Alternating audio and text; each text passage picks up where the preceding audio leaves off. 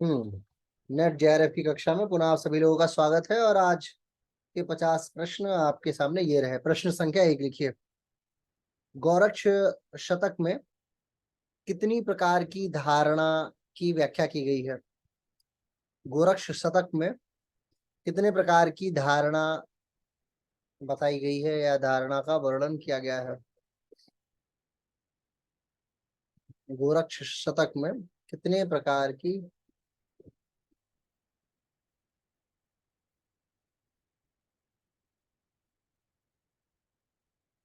धारणा का वर्णन किया गया है? गोरक्ष पद्धति में गोरक्ष पद्धति में कितनी नाड़ियों को महत्वपूर्ण माना गया है? कितनी नाड़ियों को महत्वपूर्ण माना गया है?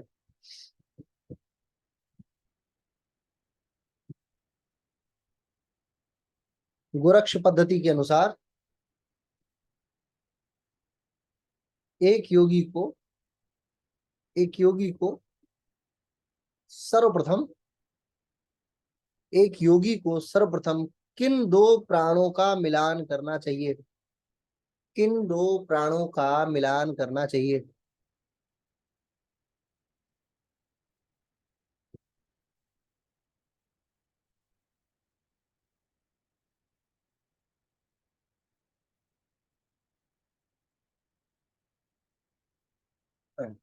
गोरक्ष पद्धति में किन दो आसनों का विस्तार पूर्वक वर्णन किया गया है?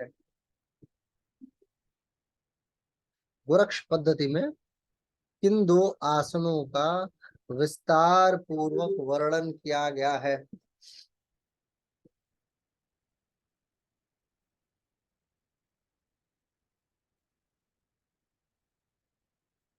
जी, जीपी में कितने प्रकार के चक्रों का वर्णन है? जीपी का मतलब गोरक्ष पद्धति में कितने प्रकार के चक्रों का वर्णन है?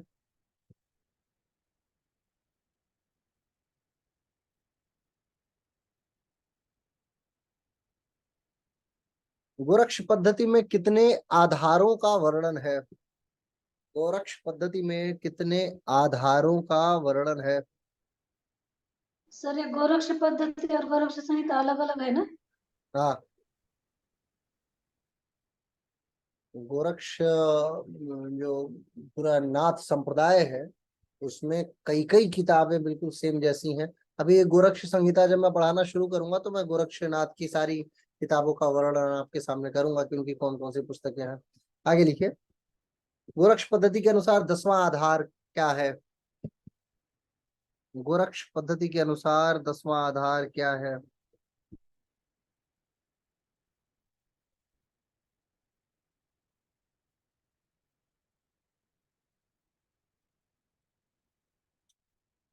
आगे है। गोरक्ष पद्धति में वर्णित मुद्राओं का नाम लिखिए। गोरक्ष पद्धति में वर्णित मुद्राओं का नाम लिखिए।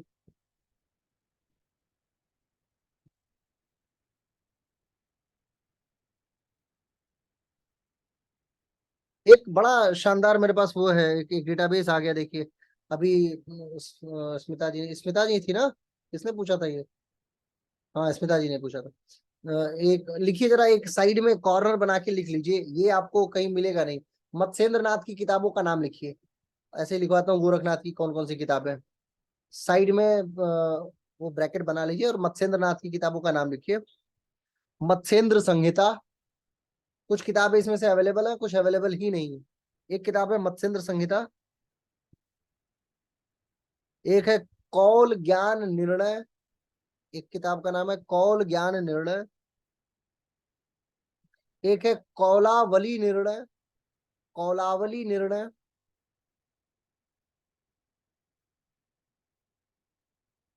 एक पुस्तक है अकुलवीर तंत्रम, इति परमापि बहो ग्रंथाय तत्पठिता, अकुलवीर तंत्रम। एक है कुलानंद, कुलानंद। मेरे पास गोरक्ष संहिता का ओरिजिनल वर्जन है, लेकिन आप शायद नहीं समझ पाएंगे क्योंकि संस्कृत में पूरा मतलब उसकी लिखा गया है, जो श्लोक है वो भी और उसका डिस्क्रिप्शन भी। है ना। और ये किताबें बहुत रेयर ऑफ द रेयरेस्ट है, जो बहुत कम लोगों के पास उपस्थित है। तो अगर आप कहेंगे तो मैं आपको भेज दूंगा, आप उसको सेव करके रख सकते हैं, सजो के रखिएगा। एक लिखिए कुलार्णो, एक है कुलार्णो, कुलार्णो,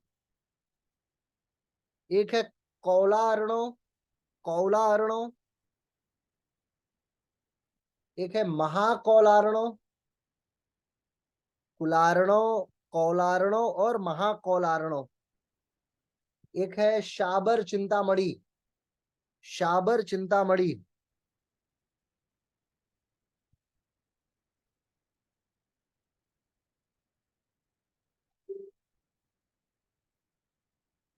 एक है, इन्होंने सिद्धांत प्रवर्तित किया था मत्स्येंद्रनाथ प्रवर्तम योगिनी कौलमत्तमम, योगिनी कौलमत्तमम, योगिनी कौलमत्तमम। इनका भी बताता हूँ, गोरखनाथ का भी। हम्म गोरक्षनाथ के ग्रंथ लिखे, जो महर्षि गोरक्षनाथ ने लिखा है।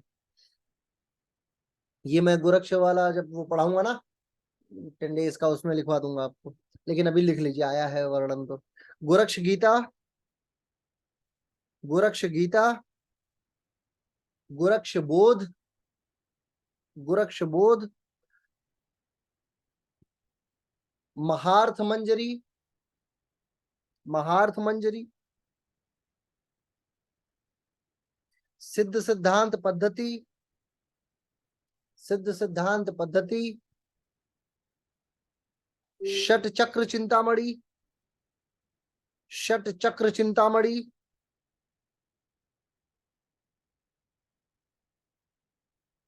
षट चक्र चिंतामणि, षट चक्र बोध, षट चक्र बोध,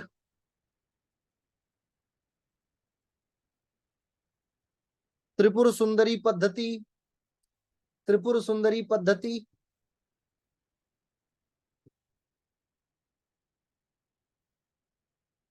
योग सिद्धांत पद्धति, योग सिद्धांत पद्धति, विवेक मार्तंड, विवेक मार्तंड,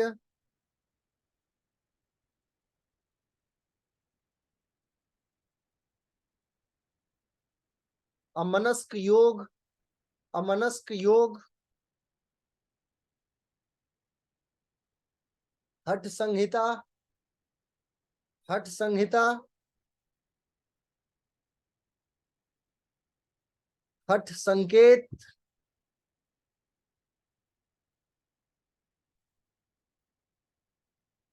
गोरक्ष शब्दी, गोरक्ष शब्दी,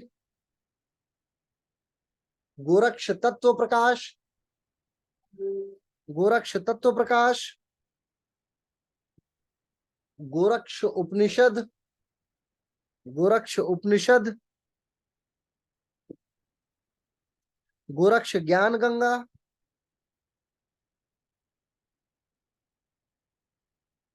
गोरक्ष योग मंजरी, गोरक्ष योग मंजरी, गोरक्ष गणेश गोष्ठी, गोरक्ष गणेश गोष्ठी, गोरक्षावधूत गोष्ठी, गोरक्षा अवधूत गोष्ठी,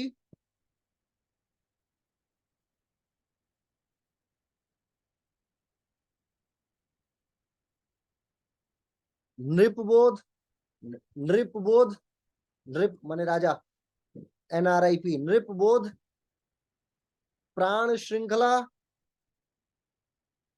गोरक्ष पद्धति और गोरक्ष संहिता, गोरक्ष पद्धति और गोरक्ष संहिता।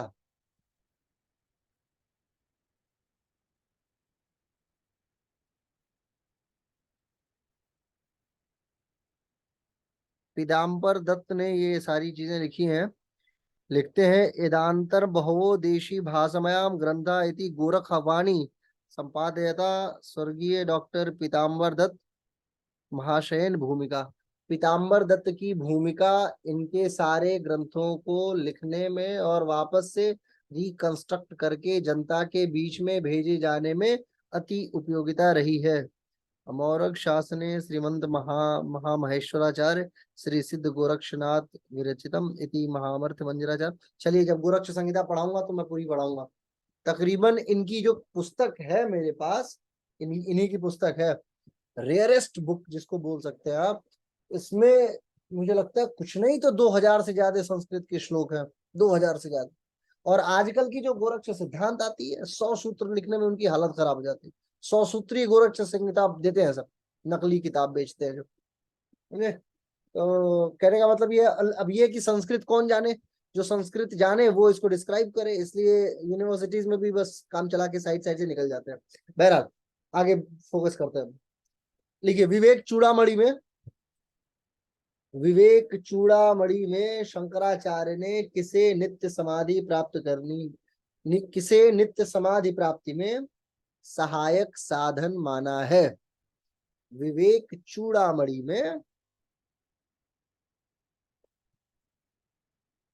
शंकराचार्य जी ने किसे नित्य समाधि प्राप्ति में सहायक साधन माना है। कैमरा ऑन करके पढ़ेंगे तो मुझे बड़ा अच्छा लगेगा, मैं आपको पहचानूंगा, नहीं तो मैं पहचानने से मना कर दूंगा। कभी मिल गए सामने तो फिर मत कहना कि हाँ सब पहचान नहीं रहे। आगे लिखिए, शंकराचार्य जी की रचनाओं का वर्णन कीजिए। जैसे मैंने गोरक्ष शतक बता दिया, ऐसे ही लाइट भग गई हो तो कोई बात नहीं है, फिर बंद कर सकते हैं। शंकराचार्य जी की रचनाओं का वर्णन कीजिए।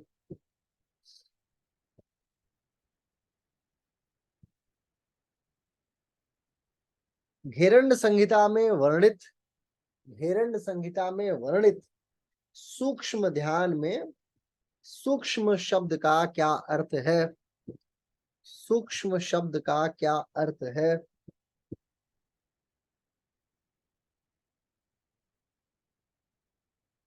घेरंड संहिता में किस ध्यान के दौरान या किस ध्यान की स्थिति में आत्मा की स्थिति का वर्णन है। आत्मा की स्थिति का वर्णन है।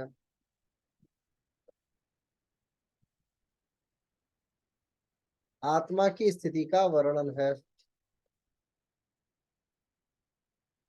अब आते हैं, अब बस एक ऐसे ऐसे नीचे डंडा खींच लीजिए।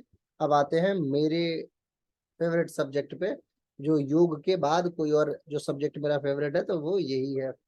आगे लिखिए, रक्त में मौजूद हीमोग्लोबिन क्या क्या क्या है। फोकस करते हैं एनाटॉमी पे। रक्त में मौजूद हीमोग्लोबिन क्या है। प्रोटीन है, एंजाइम है, कार्बोहाइड्रेट है, फैट है, जहर है, कुछ तो होगा ही। हीमोग्लोबिन क्या है। चलो जरा अनम्यूट करके बताते भी रहो, साथ ही साथ ऑप्शन का भी खेल चलता रहे। कौन बताएगा। अनम्यूट का ऑप्शन है आपको इसमें। फॉलिक एसिड है। फॉलिक एसिड है। ऑप्शन है आपके, एंजाइम है, हार्मोन है, कैटलिस्ट है या प्रोटीन है। प्रोटीन, प्रोटीन होगा। कौन प्रोटीन है। कौन सा कौन सा प्रोटीन, कौन सा प्रोटीन है इसमें। अरे हीमोग्लोबिन में कौन प्रोटीन है। हीमोग्लोबिन को दो हिस्सों में बांटो, पहला हो गया हीम और दूसरा हो गया ग्लोबिन। तो ग्लोबिन प्रोटीन, ग्लोबिन। हीम का मतलब होता है कलर। चलिए पढ़ाऊंगा एनाटॉमी तो मैं आपसे पूछूंगा, अभी पढ़ाऊंगा ना अभी थोड़ा। आगे लिखिए, लैंगर हैंस की दीपिकाएं किस ग्रंथि में होती हैं। लैंगर हैंस की दीपिकाएं किस ग्रंथि में होती हैं। पहले तो ये कि लैंगर हैंस कौन है, फिर उनकी दीपिकाएं यानी आइसलेट्स कौन है, कहाँ पाई जाती है। 75 प्रश्न है इसका। मानव शरीर की सबसे बड़ी ग्रंथि कौन सी है। लिवर। हाँ ऐसे बताते जाना। मानव शरीर में कुल कितनी अंतःस्रावी ग्रंथियां हैं।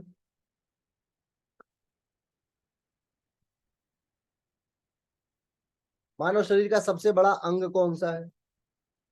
यही सब ABC टाइप का सवाल पूछते हैं सब, बताओ एनाटॉमी में। ये मैं उसी आधार पे बता रहा हूँ आपको जो पूछा जाता है। ठीक है। हाँ, मेरे को देते एनाटॉमी पूछने को तो क्या ही पूछता मैं। आगे लिखिए, कोशिका में प्रोटीन संश्लेषण कौन करता है? देखो पहले दिन का टॉपिक, कोशिका में प्रोटीन संश्लेषण कौन करता है? माइटोकॉन्ड्रिया। सब करते हैं संश्लेषण, माइटोकॉन्ड्रिया करेगी प्रोटीन का मेजर। वो तो ऑक्सीजन का लेना देना उससे ज्यादा है। राइबोसोम मेजर है, लाइक सब करते हैं, सब राइबोसोम हो गया, से न्यूक्लियस हो गया, सबसे निकल रहा है ना संश्लेषण, हर तरफ चल रहा है। मानव शरीर का तापमान कितना होता है? मानव शरीर का तापमान कितना होता है? कुछ 98.4 डिग्री सेल्सियस। डिग्री सेल्सियस, बाप रे, उबल के आदमी। हाँ, 37 डिग्री। फॉरेन हाइट ठीक है, ये मत भूल जाना कि अच्छा कौन से तापमान पे सेल्सियस फॉरेन हाइट सब बराबर हो जाता है। चलो आगे। मानव शरीर की देखिए, आकस्मिक ग्रंथि किसे बोलते हैं? आकस्मिक ग्रंथि किसे कहा जाता है? सेल्सियस में 96 डिग्री सेल्सियस में तो आदमी उबल के गायब ही हो जाएगा। मानव शरीर की सबसे छोटी अंतःस्रावी ग्रंथि कौन सी है? अंतःस्रावी ग्रंथि कौन सी है? पिनियल। पिनियल, ठीक है। हॉर्मोन्स क्या है? एसिड है, एंजाइम है, कैटलिस्ट है, प्रोटीन है? एंजाइम। एंजाइम। बढ़िया। मानव शरीर में कितने प्रतिशत पानी होता है? 70।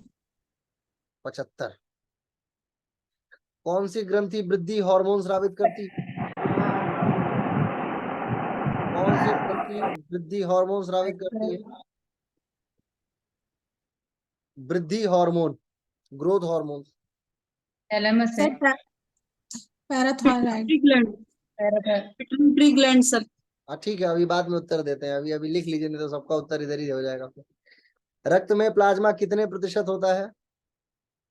लिखते रहिए, नहीं तो यूट्यूब वाले देखते हैं ना, तो क्या करते हैं वो रफ्तार 2 पे भगा देते हैं, तो फिर मेरे को बहुत जल्दी जल्दी मेरा वीडियो निकलता होगा उनके आसपास। तो रक्त में प्लाज्मा कितने प्रतिशत होता है? प्लाज्मा में पानी कितने परसेंट होता है? प्लाज्मा में पानी कितने प्रतिशत होता है?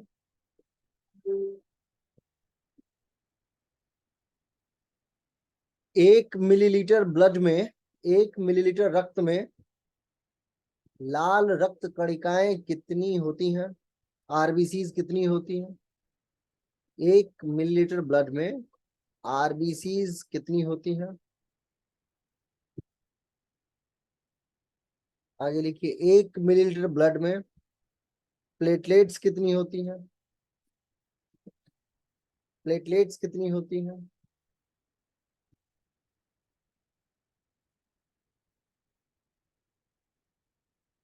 आरबीसी का निर्माण कहाँ होता है?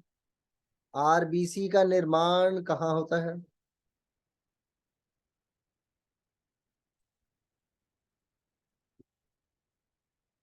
इरिथ्रोसाइट का दूसरा नाम क्या है? इरिथ्रोसाइट का दूसरा नाम क्या है?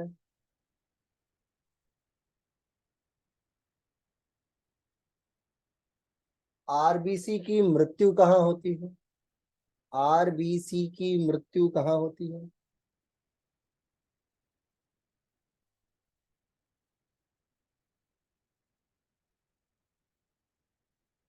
डब्ल्यूबीसी का निर्माण कहाँ होता है?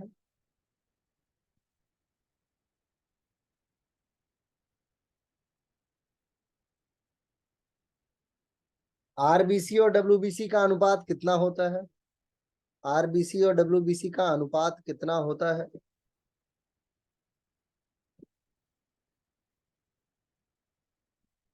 डब्ल्यूबीसी का प्रमुख कार्य क्या है?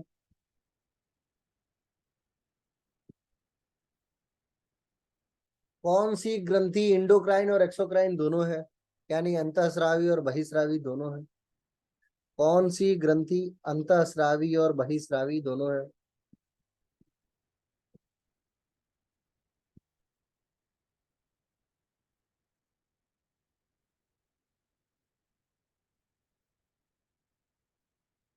कौन सी ग्रंथि मास्टर ग्रंथि कहलाती है? मास्टर ग्रंथि कहलाती है। मास्टर ग्रंथि को कई बार हिंदी में लाला ग्रंथि भी कह दिया जाता है, तो ऐसा ना हो कि आप कंफ्यूज हो जाए कि मास्टर तो पढ़ाया था, लाला तो पढ़ाया नहीं। अभी लाला ग्रंथि कौन सी है ना। आगे लिखिए। मनुष्य 1 मिनट में कितनी बार श्वास लेता है? रेनू जी आप बैठी तो ठीक है, लेकिन आपका पैर वहां कैसे पहुंच गया है दीवार पे? किसी और का है क्या? अच्छा। मुझे लगा बैठी तो ठीक ही थी आप, पैर। बेटी बेटी है मेरी। अच्छा अच्छा, फिर ठीक है। आगे लिखिए। वृक्क की यानी किडनीज की कार्यात्मक इकाई कौन सी है?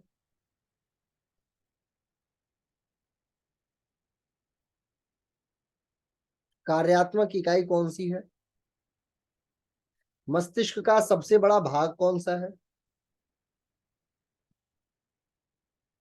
मस्तिष्क का सबसे बड़ा भाग कौन सा है? आरबीसी का जीवन काल कितना है, लाइफ स्पैन?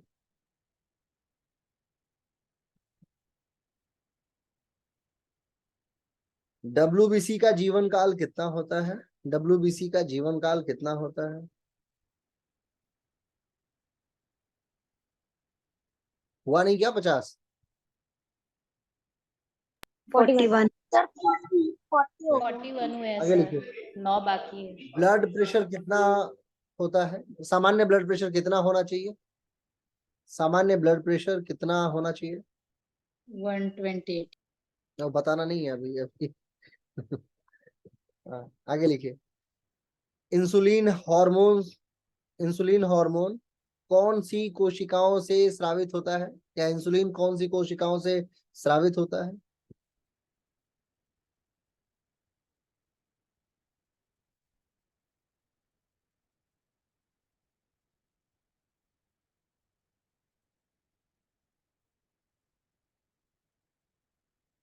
मस्तिष्क का कौन सा भाग श्वसन तंत्र को नियंत्रित करता है?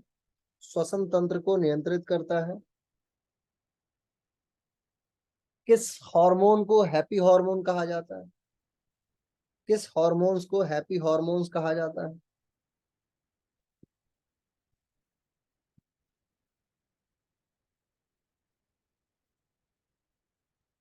आकस्मिक हार्मोन, सडन हार्मोन्स किसे कहा जाता है? मेडिटेशन यानी ध्यान के अभ्यास से कौन सा हार्मोन कम बहना शुरू हो जाता है, कम बहने लगता है?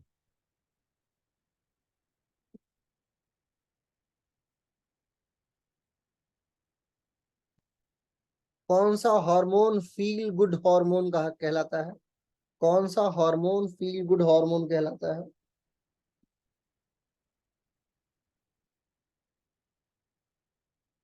मानव शरीर की सबसे बड़ी कोशिका कौन सी है? सबसे बड़ी कोशिका कौन सी है?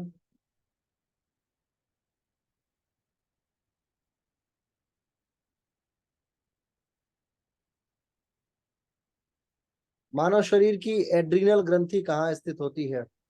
मानव शरीर की एड्रीनल ग्रंथि कहाँ स्थित होती है?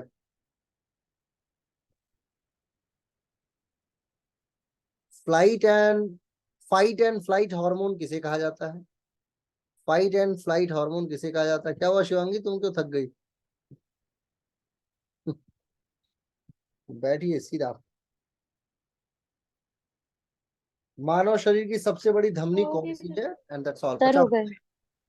चलिए, सर्कुलेटरी सिस्टम फिर कल से शुरू होगा, है ना? कल उसके प्रश्न लिखवाऊंगा मैं आपको। सर इनके आंसर हमें ढूंढने पड़ेंगे क्या? और क्या, आपको आंसर ढूंढना है। सर लास्ट वाला क्वेश्चन एक बार बताओ ना से, वो हाँ, रह गया मेरा। बोल दो भाई, कौन सा क्वेश्चन था लास्ट वाला? मानव शरीर की सबसे बड़ी धमनी कौन सी है, या फाइट एंड फ्लाइट हार्मोन कौन सा है? तो इनको टैली किया जाएगा आंसर्स अगर हाँ, हमें? इनको क्या करते हैं, आप पहली बार आई है ना कक्षा में? हाँ, काफी टाइम के बाद। हाँ, काफी टाइम के बाद। अच्छा। टाइम मतलब starting में आपने ऐसा है। first class में की, उसके बाद आज ली है। इसमें करना आपको ये है कि आपको पहले तो प्रश्न ढूंढना है, प्रश्न का उत्तर ढूंढना है, और प्रश्नों के आधार पे प्रश्न ढूंढना है, बनाना है खुद से। कि एक क्वेश्चन अगर आपसे पूछा है, जैसे फ्लाइट एंड फाइट हार्मोन का पूछा, या इंसुलिन का पूछा, या इंटरनल कोई भी एंडोक्राइन ग्लैंड का पूछा, तो उससे मिलते जुलते और 2-4 सवाल क्या बन सकते हैं, क्योंकि अगर मैं आपको 50 सवाल बताता हूं तो आप कोशिश कीजिए उन 50 सवाल को 500 सवालों में परिवर्तित करने का, तब जाके कहीं आप तैयार हो पाएंगे उस युद्ध के लिए जो तमाम लोग अपने विश्वविद्यालयों में लड़ रहे हैं, उस युद्ध में भाग लेने के लिए। अगर विश्वविद्यालय का बच्चा 6 घंटे पढ़ाई करके आपसे युद्ध करने को तैयार है, तो आप उसे अपने लेवल पे 12 घंटे पढ़ के तैयार होइए। ठीक है, फिर आप अपने इन उत्तरों को ढूंढिए। सभी लोग मेरे को भेजते हैं उत्तर, यानी प्रतिदिन जो सॉल्व करते हैं वो मेरे को भेज देते हैं। जैसे मुझे समय मिलता है, अपने कन्वीनियंस के अनुसार मैं देखता हूँ कि क्या प्रतिशत है सही उत्तर देने का और गलत उत्तर देने का। यदि 35% या 40% ज्यादा सही है, तब मैं बड़ा इंटरेस्ट नहीं लेता। लेकिन जब मुझे ऐसा दिख रहा होता है कि छात्र 35 क्या 20% भी लायक नहीं है, तो थोड़ी बात करने की संभावना फिर बचती है। लेकिन अधिकतर लोग, जो लोग मुझे उत्तर भेजते हैं, उनके उत्तर देने की संभावना 50 में 48 सही की, मतलब रेशियो उनका 48 के आसपास का सही देखा गया। और जो एक आधा सवाल बिल्कुल ही ऐसा होता है जो कहीं नहीं मिलेगा, वो सवाल तो कहीं ही नहीं मिलेगा, है ना। 2% तो ठीक। हम लेके चल सकते हैं, ये है। चलिए, आज की कक्षा जो है योग वशिष्ठ की तरफ आगे बढ़ती है। आज हम लोग अष्टांग योग को ढूंढ निकालेंगे कि योग वशिष्ठ में कहाँ कहाँ अष्टांग योग का निर्धारण किया गया है। तो सबसे पहला निर्धारण होता है यम का, है ना। 18वां निर्वाण प्रकरण सर्ग में आता है। लिखिए, योग वशिष्ठ में योग की परिभाषा के रूप में, योग की परिभाषा के रूप में वशिष्ठ कहते हैं, वशिष्ठ कहते हैं, यानी जो ऋषि वशिष्ठ हैं वो कहते हैं, एको योगस तथा, संस्कृत परिभाषा लिखिए, एको योगस तथा ज्ञानम संसारोत्तरेण क्रमे, ज्ञानम संसारोत्तरेण क्रमे, संसारोत्तरेण क्रमे समावुपामो,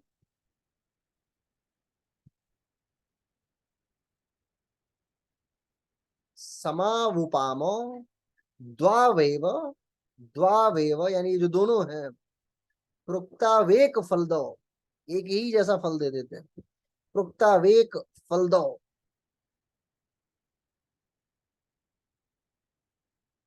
ये इसका, इसके जो पीछे का श्लोक है उसका अर्थ बताते हुए कहते हैं वशिष्ठ ऋषि कि संसार रूपी सागर से पार होने की जो युक्ति है उसका नाम योग है, और वो 2 प्रकार का है, सांख्य और, लिखिए, संसार रूपी सागर से पार होने की जो युक्ति है उसका नाम योग है। सर वृत्ति या युक्ति? युक्ति, युक्ति है, युक्ति है, वो योग है।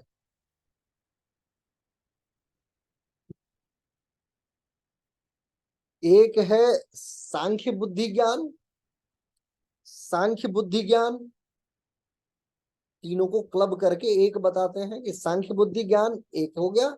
और दूसरा है प्राणों का निरोध। एक है सांख्य बुद्धि, सांख्य बुद्धि ज्ञान, और दूसरा है प्राणों का निरोध। और ये जो संस्कृत में श्लोक लिखा, फिर इसका अर्थ आता है कि इन दोनों प्रकार के योग से एको योगस्तथा ज्ञानम संसार उत्तरेण क्रमे, यानी संसार से पार पाने के लिए ये दोनों ही रूप जो है वो योग्य है। ये डिपेंड करता है योग के जिज्ञासु पे कि वो किस प्रकार की जिज्ञासा ले करके वो योग की साधना शुरू करता है। ठीक है, आगे लिखिए। इसी में 13वें अध्याय, मतलब 13वें अध्याय का 8वां श्लोक है ये। इसके पहले वाला जो था वो 18वें अध्याय का 7वां श्लोक था। ये 13वें निर्वाण प्रकरण सर्ग में 13वें खंड का 8वां श्लोक है जो अब मैं बताने जा रहा हूं। लिखिए, असाध्य, असाध्य कश्चिद योग, असाध्य कश्चिद योग, योग कश्चिद ज्ञान निश्चय, कश्चिद ज्ञान निश्चय ममत्वभिमतः ममत्वभीमतः साधो सुसाध्यो साधो सुसाध्यो ज्ञान निश्चयतः ज्ञान निश्चयतः। ये है निर्वाण सर्ग का 13वें अध्याय 13वें खंड का 8वां श्लोक। कहने का तात्पर्य है कि बिना अभ्यास के कुछ भी प्राप्त नहीं होता। बिना अभ्यास के साध्य कश्चित योग कश्चित ज्ञान निश्चय। कोई भी ज्ञान कहा गया हो, किसी भी प्रकार से कहा गया हो, लेकिन बिना अभ्यास के कुछ भी प्राप्त नहीं होता। बिना अभ्यास के कुछ भी प्राप्त नहीं होता। यानी इसे साधना पड़ता है, इसे साधना पड़ता है। इसी साधने शब्द को आप देखिए पतंजलि ने कैसे डिस्क्राइब किया है कि you have to counter your thoughts. आपको निरोध करना पड़ता है, चित्त की जो वृत्तियां हैं उनको समाप्त करना पड़ता है ना। ये तभी संभव है जब आप अभ्यास युक्त हो। जब आप अभ्यास युक्त होंगे तो धीरे धीरे धीरे धीरे आप काउंटर कर पाइएगा। आगे अगले खंड की तरफ चलते हैं। चित्त का कैसा वर्णन करते हैं वशिष्ठ जी, इसके विषय में। योग वशिष्ठ में लिखिए, योग वशिष्ठ में मन को ही चित्त की संज्ञा दी गई है। मन को ही चित्त की संज्ञा दी गई है।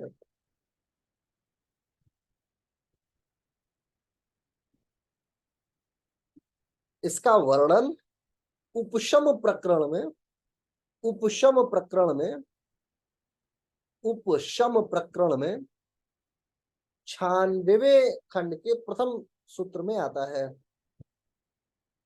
मानो ही भावना मात्र भावना स्पंद धर्म। उपशम प्रकरण के 96वें खंड के प्रथम सूत्र में आता है, जहां पे मन को संकल्प शक्ति युक्त बताया गया है। मन को संकल्प शक्ति युक्त बताया गया है।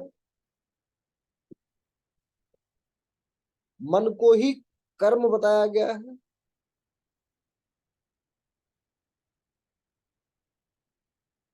एवं एवं मन को एवं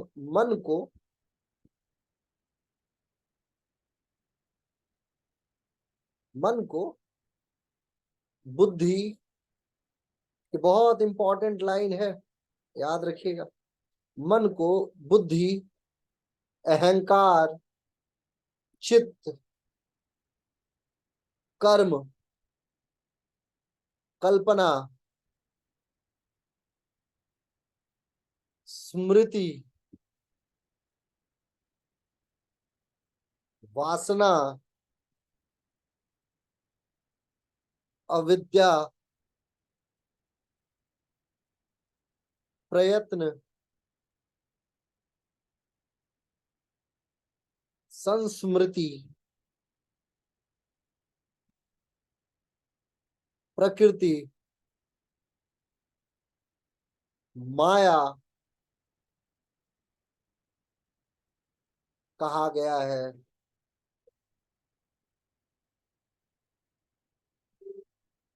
सूत्र है मनोबुद्धि अहंकार स्यंत कर्माथ कल्पना संस्मृति वासना विद्या प्रयंत्र स्मृतिरेव च इंद्रियम प्रकृति में क्रियात चेतरा अपि चित्रा शब्दों क्रयो ब्रह्म संसार ब्रह्म हेतवः। ये है सूत्र। इसी सूत्र की व्याख्या है जो मैं आपको बता दिया। लिखने की आवश्यकता नहीं, बस इतना याद कर लीजिएगा कि बाकी सारी चीजें जो भी आप जानते हैं मन बुद्धि चित्त अहंकार भावना आत्मा XYZ सब कुछ मन है। ठीक है, यानी योग वशिष्ठ का कॉन्सेप्ट बड़ा क्लियर है। भगवान श्री राम को बताते हैं कि तुम्हारा मन जब भी इधर उधर भागे तो ये मान लो कि सिर्फ वो नहीं भाग रहा है, सब कुछ ही जा रहा है तुम्हारा। फिर मन के जाने से, यानी एक इसको अगर और शॉर्ट में कहें तो एक कहावत कही जाती है ना, मन के हारे हार है मन के जीते जीत। यानी मन हार गए तो सब हार गए, मन जीत गए तो सब जीत गए। सब क्या, सब यही जो मैंने आपको लिखवाया। मन के हारे सब हार है, माने क्या क्या हारे, ये सब हार गए जो योग वशिष्ठ में बताया गया है। और मन के हारे हारे, मन के हारे मन के जीते जी, तो क्या जीते, तो सब जीत गए। वो क्या है, वो यही है जो मैंने आपको बताया। आगे लिखिए, योग वशिष्ठ में, योग वशिष्ठ में जीव की 7 अवस्थाओं का वर्णन है।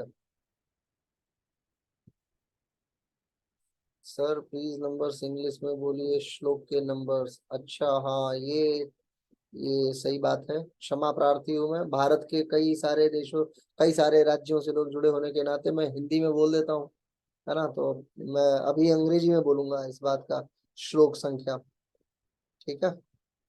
अभी अभी बोल देता हूँ मैं। 96 जो श्लोक है उसका 13 और 14 श्लोक का मैंने अभी वर्णन आपके सामने किया है। 96 खंड के 13th and 14th श्लोक का वर्णन जो मैंने अभी अभी आपके सामने हिंदी में किया है। Having interest in nothing isn't bad।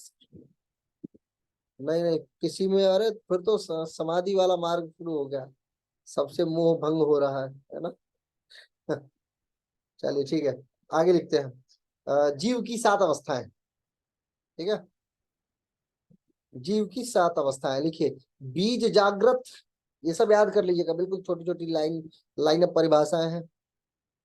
जीव जागृत, बीज जागृत, सॉरी बीज जागृत, फिर है जागृत।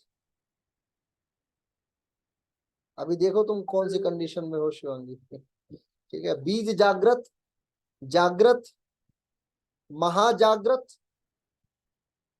महाजागृत, ये जीव की अवस्था है। आप लोग भी तय कीजिए कौन सी अवस्था तक पहुंचे। फिर लिखिए जागृत स्वप्न, जागृत स्वप्न, फिर है स्वप्न, स्वप्न, फिर है स्वप्न जागृत, और है सुषुप्ति। ये जीव की 7 अवस्थाएं हैं। अब अपना अपना तय कर लो कि कौन कहाँ पे है, ठीक है। किस कंडीशन तक आप पहुंचे हैं योग की मार्ग में, ठीक है। अब आगे लिखिए, जीवों की 15 जातियां, जीवों की 15 जातियां, सब क्रम से ही है। पहली है इंद्र, इंद्र। फिर दूसरा गुणपीवरी, गुणपीवरी। फिर है ससत्वा, ससत्वा। फिर अधम सत्वा, अधम सत्वा। अत्यंतामसी, माने घोर राक्षसी किस्म का व्यक्ति। अत्यंत तामसी, राजसी, राजसी, राज सात्विकी, राज सात्विकी, राजसी, राजतामसी, राजतामसी, राज अत्यंत तामसी, माने रहना राजाओं की तरह और खाने को आदमी का मांस, है ना। ऐसे भी राजा होते थे ना पहले। राज अत्यंत तामसी, फिर तामसी, तामसी, ताम सत्वा, ताम सत्वा। ताम सत्वा का मतलब विभीषण, ठीक है। ताम सत्वा, तमो राजसी, तमो राजसी।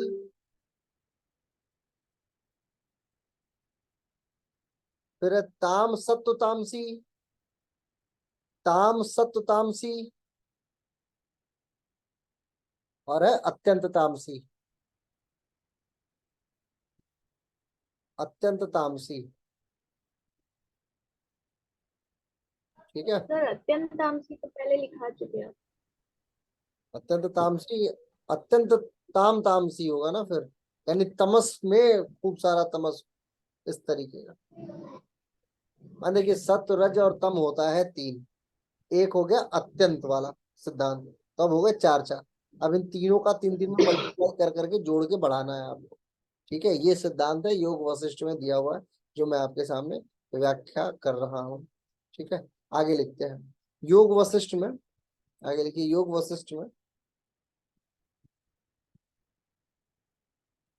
मन को ना ही जड़ और ना ही चेतन बताया गया है। माने मन ना ही जड़ है ना ही चेतन है।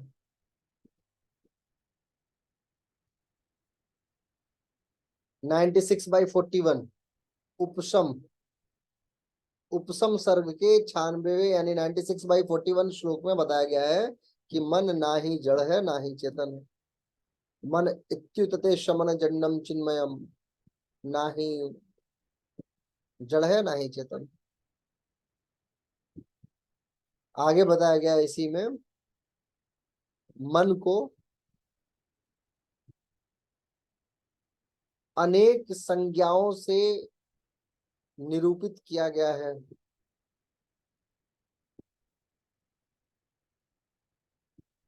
मन की गति को अति तीव्र माना गया है।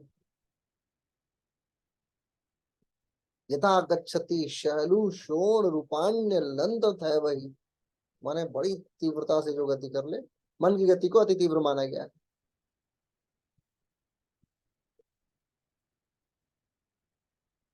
आगे लिखिए, योग हेडिंग डालिए, योग वशिष्ठ में चित्त प्रसादन। योग वशिष्ठ में चित्त प्रसादन।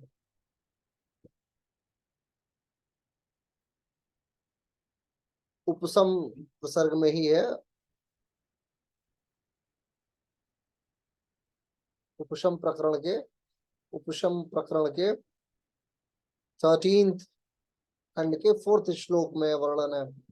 13th खंड के 4th श्लोक में वर्णन है।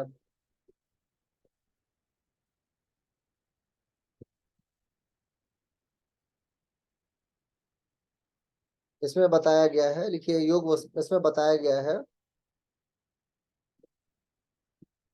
कि आचरण शुद्धि से चित्त को शांत किया जा सकता है। इंद्रिय दमन, इंद्रिय दमन मूल सिद्धांत है। इंद्रिय दमन मूल सिद्धांत है। चित्त प्रसादन के उपाय पतंजलि ने सबसे बेहतरीन बताया है।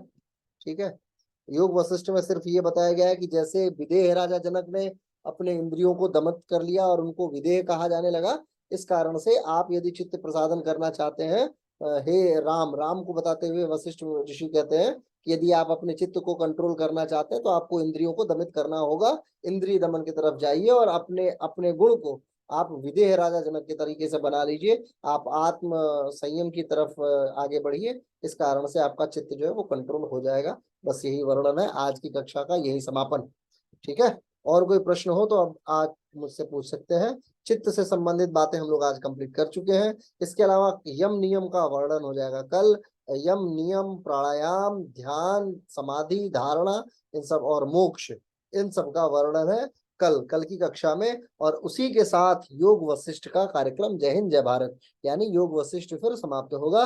फिर हम लोग नए सब्जेक्ट यानी कि एनाटॉमी की तरफ आगे बढ़ेंगे। उसके पहले हम लोग गोरक्ष संहिता समाप्त कर लेंगे। 10 दिन का कोर्स है, 10 दिन के अंदर हमें समाप्त करना है गोरक्ष संहिता को। यानी प्रतिदिन यदि आधे घंटे का भी वर्णन करेंगे, कुल 10 अध्यायों का वाचन होगा 10 दिन के अंदर। एक दिन में 10 अध्याय 10 श्लोकों का, कुल 100 श्लोकों का वाचन मैं करूंगा। मेरे पास श्लोकों की संख्या 1000 से ज्यादा है, लेकिन 100 जो महत्वपूर्ण श्लोक है उनका वाचन होगा। उन 100 श्लोकों में प्रतिदिन 10 श्लोक का हम लोग वर्णन किया करेंगे और उन्हीं 10 श्लोकों को समझते हुए हम लोग आगे बढ़ेंगे। साथ में एनाटॉमी की शुरुआत कर दी जाएगी। कोशिका will be our first point, जहां से हम लोग शुरुआत करेंगे। कल 7 बजे से अपनी कक्षा वापस शुरू हो जाएगी, जो हम अपने नेट जेआरएफ के प्रथम पत्र का जो निर्धारण कर रहे हैं। थोड़ी ही देर में ये दोनों रिकॉर्डिंग्स यूट्यूब पे उपस्थित हो जाएंगी, आप उसको वहां पे देख सकते हैं, स्वीकार कर सकते हैं। ठीक है, तो बस यही सारी बात है।